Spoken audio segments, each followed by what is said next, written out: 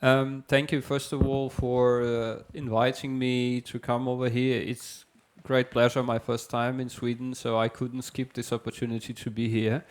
Um, I um, I will be trying to. I saw that basically in the preamble to the conference there were two questions posed: why invest in biodiversity and how to invest in biodiversity. So when I was thinking about what to talk about, I actually thought that I would like to probably talk about these two questions and how we see it from the UNDP, maybe from the global perspective. And I'd like to start by saying that the reason why investing in biodiversity is actually maturing in a very natural way through different levels of pressure coming from the public. And you can see here articles that are available publicly that pressure translates into stakeholder, shareholder analysis of how companies are doing with respect to their biodiversity risks and impacts on the state of biodiversity. Global Canopy runs a rating of 500 companies who are involved in forestry and forest products sourced from areas all over the world, and Swedish companies are listed there. Sweden is one of the leaders, and it is a domestic market, of course, but it is also home to companies which are known globally, ending up with supply chains elsewhere in global south included. And it's important to understand that the companies are watched, not just in Sweden, but they are watched globally. And this rating here and the rating of Swedish banks is also there. And when you have this pressure, that creates a momentum, it creates some need for response. And the pressure that is coming from independent rating agencies such as the Global Forest 500 I've listed previously translates into the ratings that are assigned by Morningstar, S&P, and others. And it's basically in the past, as has been said already, in the past year or so, that the dialogue about nature risks and impacts had been elevated to the level that business platforms such as S&P have created their own indexes, and they are assessing biodiversity risks using different approaches and creating data sets such as the S&P Global Sustainable one. So this is public information, and it is now time to understand that when shareholders, when people, when investors are making decisions about where to invest, this is the kind of information that is available to them and is starting to influence the market value of companies. So it's probably now time to take this thing seriously in a way for companies which have global outreach and global name and global presence. And the other thing about it is that on the other, so this was probably the kind of pressure that which is more on what the sort of the negative side of things, right, which is stemming from the risks created to the companies from them not particularly paying enough attention to biodiversity. But what's interesting is those companies who do start to pay attention to biodiversity seem to be doing pretty much pretty good in the market. So for example, here is an example of a new exchange traded fund in the United States, which has this KBX coding, and it is it's a publicly listed exchange trade ETF exchange traded fund created specifically to include companies which are either not doing any harm to biodiversity or are doing good positive impact on biodiversity and animal welfare. So the creators, the fund managers, have advisors who are specifically selecting companies for the good benefit to biodiversity. And you can see the comparison of how this particular fund is doing in comparison to the S&P in the past 365 days. It speaks for itself. So essentially, with the 5% average growth for S&P in price, the price for the biodiversity-minded companies, and this particular ETF is 13.7. So it's already outpacing the market. That's also a signal which is explaining that the pressure from the public to the shareholders, to investors, is actually material, is translating into the market value of companies which are out there, which are listed. That's an additional signal for people in CFOs in companies who are making decisions about maybe hesitating whether or not it's the right time to invest in biodiversity. So that's up for the market, but then in specific case of Sweden, which is European EU, is in the European Union. For good or for bad, European Union is a leader in setting regulations, and I'm talking here briefly about two particular regulations. One is an EU green taxonomy, which stipulates the sustainability, the way to defend the sustainability label when when companies are using that label, and it clearly includes the arguments for biodiversity, such as protect and restore marine and coastal ecosystems. And then forestry, which is the subject matter of this meeting today, is listed together with nature conservation, organic farming as a specific criterion. EU Corporate Sustainability Reporting Directive, a sister directive which complements the previous one, includes the obligation for companies to have key performance indicators on green asset ratio. And this is exactly where biodiversity credits or green infrastructure could fit in. And then for financial institutions, also ratios that are related to them reporting under the corporate sustainability reporting directive under the European Union legislation. So essentially, these directives are applicable to, you can see the 49,000 enterprises in total, and I'm sure that many Swedish companies are going to be falling under. All of this is underpinned by the global drive. This is the picture taken from December Montreal Conference of Parties, which have created two measurable targets, 30 by 30, meaning by 2030 the world has to have 30% of globally important biodiversity areas protected and 30% of degraded land restored. So this all is what I've been talking before, is actually like chains within the elements within the chain, which starting from the pressure from public and shareholders, and then the regional like EU directives, and then up to the global level. It becomes a natural pressure on companies, in a way creates also the need to act now, so to speak. And here comes the question then, how? So assuming companies would be interested. Now, my sort of advice, I mean, in conversations recently has been to use the science-based target network guidance. I think that there are several ways how companies can start looking into biodiversity, but this is probably one of the most advanced, one of the most thought through, and it clearly stipulates the protocol for companies to identify their footprint and then to work on the footprint. And there's clear distinction between the supply chain and the beyond supply chain. And there's a clear prerogative for the so-called mitigation hierarchy, where the companies are expected to work on the supply chain as long as they can work on supply chains, meaning they have to minimize, avoid, and mitigate their impact as long as they can do so. And then they can compensate, but only once they've done the work along the supply chain.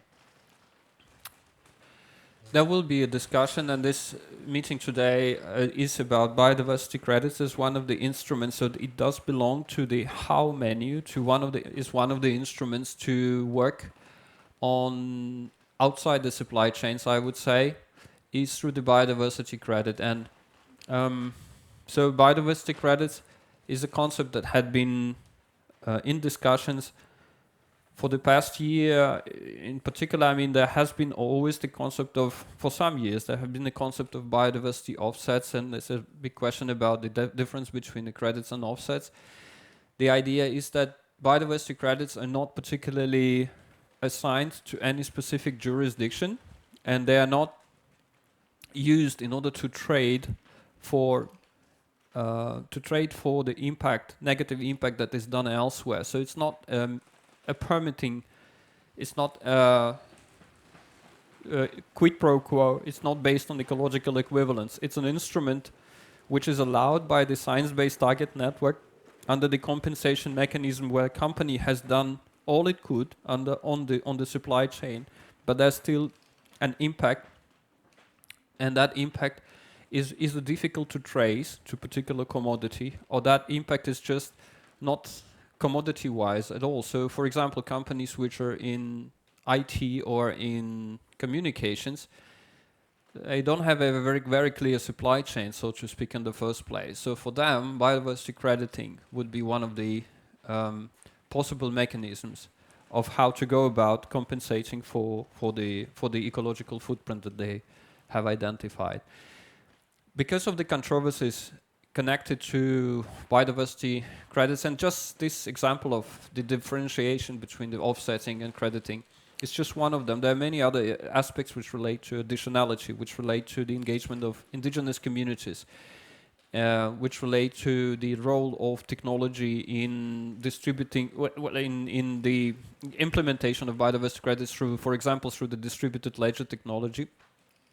There had been a call by methodology developers, and Alexandra present here is one of the initiators of the group of methodology developers who called for creation of an alliance, which is now known as the Biodiversity Credit Alliance, and UNDP is quite happy to support that alliance. It brings together leading methodology developers for biodiversity credits, exactly with the aim to discuss controversial issues, to try to find solutions, to create working groups when these solutions are not overnight solutions and require research.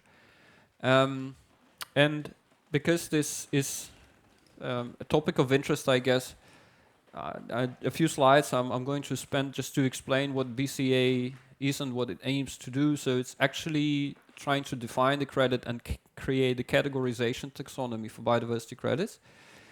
It is aiming to develop a global biodiversity integrity principles, similar to what exists in the carbon markets under the ICVCM or VCMI protocols. Then it works on the principles of digitalization of these transactions that could transactions in the biodiversity credit market, and it is also looking into ways of creating a mechanism for reviewing methodologies against the integrity principles that have been would have been created under point 2 here. It's a structure that is an informal alliance. It's not registered at the moment. It is supported by UN, but it is not a program of UN. It is actually several partners who are supporting together with CEDA recently. And it has a small secretariat, and then it has the task force composed of leading methodology developers, and then it has a wider group, and it has working groups which are looking into specific issues dedicated to the biodiversity credit market development. So this is the list of the task force members, and yeah, as I mentioned, the Swedish University and Qualbo have been from the very beginning have been the founding organizations on the BCA. And these are the working groups where we have a biodiversity definition and typology working group, a working group that is developing the scientific review mechanism. Then we have a working group that is looking into how supply and demand interact. Then there's a working group on digital standards, and then because working on nature is, in particular in the global south, involves clear interaction with indigenous people and local communities, we have from the beginning the so-called community advisory panel. Yes, and finally, once these 4 working groups have developed enough material, we will be looking out to release the so-called BCA assessment framework based on certain integrity principles. So this is expected to be later this year. October for the moment is the month that is where we're scheduling the release of those principles and the assessment framework. And just to mention that in addition to the task force and the working group, so we welcome any organization that is interested in the subject to join the forum. The forum is not a decision-making body, but it is a place where, through regular webinars and exchanges, we inform interested organizations in where we are going, what is the latest on biodiversity credits. So it's possible to join the forum through the website of the BCA. We are engaging, so BCA had been created as a methodology developers group, but we are very quickly gaining partnerships with leaders, other organizations who are also interested in the subject of quantifying nature, or those who have been in the integrity area of carbon markets for some time. And this is the list here. It includes the ICVCM, CRO, and BCMI, and the World Economic Forum and World Business Council on Sustainable Development. So that's about the Biodiversity Credit Alliance, but just to say that the biodiversity credits cannot be, as I keep saying, it's not a silver bullet. It has a very specific niche, and it needs to be applied once a company is very clear about where it fits within the SBTN principles. And for example, this is one of the examples of the transaction that we are working on taiga landscapes in Southeast Asia in 4 countries: Cambodia, India, Malaysia, and Thailand. And it is a complicated transaction, but you can see that the biodiversity credits is just one element, and it does not exclude the fact that each landscape is supposed to be working on things that are related to greening agriculture or greening forestry, non-timber forest products, and then working on park, protected area park fee system or ecotourism. So essentially within a transaction such as this one, biodiversity credits are going to fit in, but they are not going to be a sole mechanism to solve the problem of biodiversity conservation. And so a few slides just to say how UN and why UN. I think this becomes a natural extension for our work on the biofin. We have the global biofin program active in over 40 countries. It's going to be expanded to 130 countries quite soon. So we are present in almost any country in the global south. We have had portfolio of biodiversity conservation projects, and this is where we're coming from, this legacy that gives us a little bit of a mandate to help partners such as Alexandra to create alliances that are looking into complicated issues, which go back to the interaction between the global north and the global south. We, as I was showing in the slide on the taiga transaction, we are trying to adhere to the principles of landscape planning, meaning it's important not to pick up an area out of the whole landscape and just propose a certain solution to it, but it is important to understand where that area fits within the landscape, because in many cases, if you protect one area and ignore the area that is nearby, you may displace the risk. You may basically avoid logging in one area and then people start logging in the next area. So it's just a reminder for all of us that nature is actually something that, and people are living in landscapes, right? So it's important. It may be a little bit of a complicated thing to comprehend, but it is possible to do so once you actually go into a particular landscape, see particular people, understand what kind of livelihoods they have or markets, and start working together with them. And that actually brings the question of importance of working with people, indigenous and local communities, which again brings me back to why we are looking into this under the Biodiversity Credit Alliance. These are other programs where UNDP is connected, and they are all actually making our logical chain of programming, so to speak. Our support to Task Force on Nature-Related Financial Disclosures, UNDP was, together with UNEP and WWF and Global Canopy, was setting up the TNFD 2 years ago. Now it's an independent entity. We also have our own UN Biodiversity Lab, which is providing data, and pretty granular data recently, using satellite imagery, which can help in monitoring and verifying biodiversity outcomes. So all in all, thank you again for inviting me, and I hope this was interesting. Happy to stay in touch, and well, happy to handle any questions you might have. Thank you.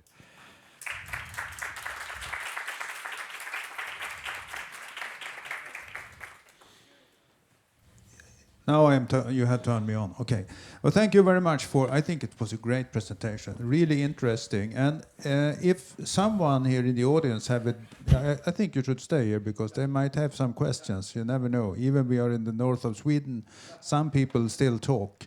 But, so if there is anyone that has a question, that feel free to just raise your hand and ask it.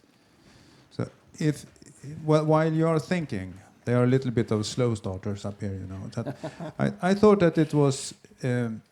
I mean, you stressed quite early in your talk the importance of investing in biodiversity. Why we should do that, and you were talking about, I think, quite big companies. Yeah.